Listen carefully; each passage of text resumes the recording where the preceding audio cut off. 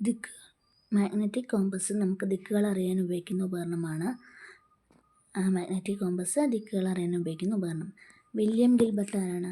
ഭൂമി ഒരു വലിയ കാന്തം പോലെ പ്രവർത്തിക്കുന്നു അല്ലെങ്കിൽ വർത്തിക്കുന്നു എന്ന് ആദ്യം മനസ്സിലാക്കിയത് വില്യം ഗിൽബർട്ടാണ്. ഭൂമി ഒരു വലിയ കാന്തം പോലെ വർത്തിക്കുന്നു എന്ന് ആദ്യം മനസ്സിലാക്കിയത് വില്യം ഗിൽബർട്ടാണ്. ഭൂമി ഒരു വലിയ കാന്തം പോലെ വർത്തിക്കുന്നു എന്ന് ആദ്യം മനസ്സിലാക്കിയത് വില്യം ഗിൽബർട്ട്. ഭൂകാന്തത്തിൻ്റെ ഭൂമിശാസ്ത്രപരമായി ഉത്തരധ്രുവത്തിനടുത്തും ഭൂകാന്തത്തിൻ്റെ ഉത്തരധ്രുവം ഭൂമിശാസ്ത്രപരമായ ദക്ഷിണധ്രുവത്തിനടുത്തുമാണ്.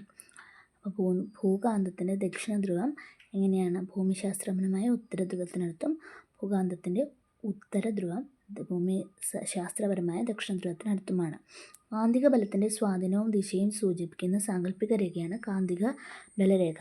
കാന്തിക ബലത്തിൻ്റെ സ്വാധീനം ദിശയും കാന്തിക ബലത്തിന് എത്രത്തോളം സ്വാധീനമുണ്ട്, ദിശ ഏതാണ് എന്നൊക്കെ സൂചിപ്പിക്കുന്ന സാങ്കല്പിക ഒരു രേഖയാണ് കാന്തിക ബലരേഖ. കാന്തത്തിന് പുറത്ത് കാന്തിക ബലരേഖകളുടെ ദിശ ഉത്തരധ്രുവത്തിൽ നിന്ന് ദക്ഷിണധ്രുവത്തിലേക്ക് ആണ് ഉള്ളത്. അപ്പോൾ കാന്തത്തിന് പുറത്ത് കാന്തിക ബലരേഖകളുടെ ദിശ എങ്ങനെയാണ്? ഉത്തര ധ്രുവം ടു ദക്ഷിണധ്രുവത്തിലേക്കാണ്. അപ്പം കാന്തത്തിന് പുറത്ത് കാന്തിക ബലരേഖകളുടെ ദിശ ഉത്തരധ്രുവത്തിൽ നിന്ന് ദക്ഷിണധ്രുവത്തിലേക്ക്, ഉത്തരധ്രുവത്തിൽ നിന്ന് ദക്ഷിണധ്രുവത്തിലേക്ക്, നോർത്ത് ടു സൗത്ത് ആണ്. അപ്പം കാന്തിക ബലരേഖകളുടെ ദിശ നോർത്ത് ടു എപ്പോഴാണ്? കാന്തത്തിന് പുറത്ത്. അപ്പം കാന്തത്തിന് പുറത്ത് ഔട്ട് സൈഡിൽ നോർത്ത് ടു സൗത്ത്. കാന്തത്തിനകത്ത് എങ്ങനെയാണ്?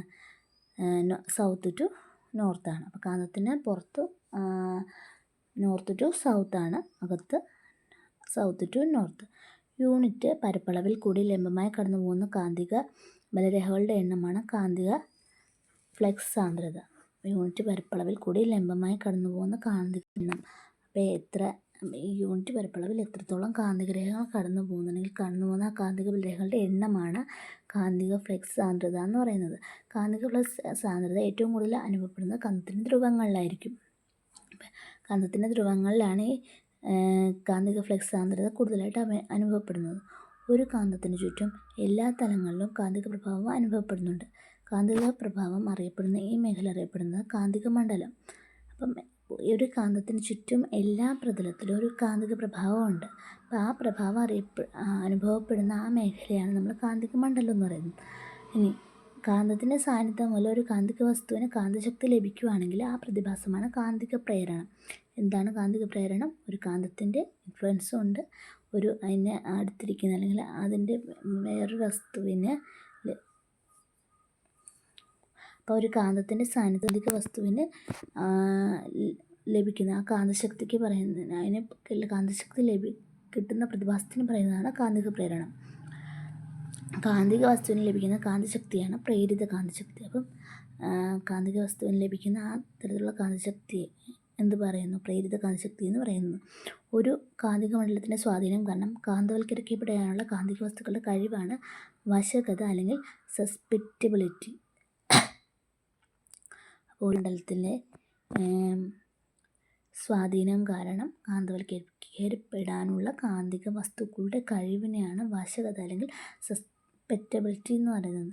പച്ചിരുമ്പിന് ഉരുക്കിനേക്കാൾ വശകത കൂടുതലാണ്. അപ്പോൾ പച്ചിരുമ്പ്, ഉരുക്ക് ഇത് രണ്ടിലും ഏതിനാണ് സസ്പെക്റ്റബിലിറ്റി കൂടുതൽ? പച്ചിരുമ്പിനാണ്. അപ്പം ലഭിച്ച കാന്തത്തിന് ആ ശക്തി നിലനിർത്താനുള്ള കഴിവാണ് റിറ്റൻറ്റിവിറ്റി.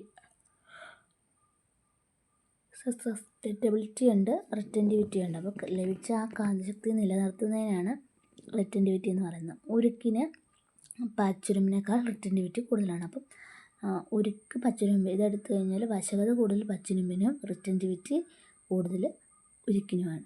കാന്തിക ബലരേഖകളെ ഉള്ളിലേക്ക് കടത്താനുള്ള വസ്തുക്കളുടെ കഴിവിനെയാണ് പെർമിയബിലിറ്റി എന്ന് പറയുന്നത്.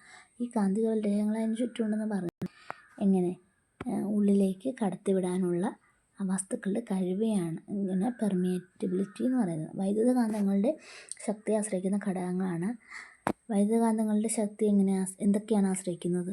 കമ്പിച്ചുരുളുടെ എണ്ണം, വൈദ്യുതിയുടെ അളവ്, കമ്പിച്ചുരുളിനകത്തുള്ള പച്ചിരുമ്പിൻ്റെ ഛേദതല വിസ്തീർണം. ഇത്രയും കാര്യങ്ങളാണ് വൈദ്യുതകാന്തങ്ങളുടെ ശക്തിയെ ആശ്രയിക്കുന്നത്. എത്രത്തോളം കമ്പിച്ചുരുളുകളുണ്ട്, എത്രത്തോളം വൈദ്യുതി നമ്മൾ കൊടുക്കുന്നു, അതുപോലെ കത്തുള്ള പച്ചിരുമ്പിൻ്റെ ഛേദതല വിസ്തീർണവും. വൈദ്യുതകാന്തങ്ങളെല്ലാം താൽക്കാലിക കാന്തങ്ങളാണ്.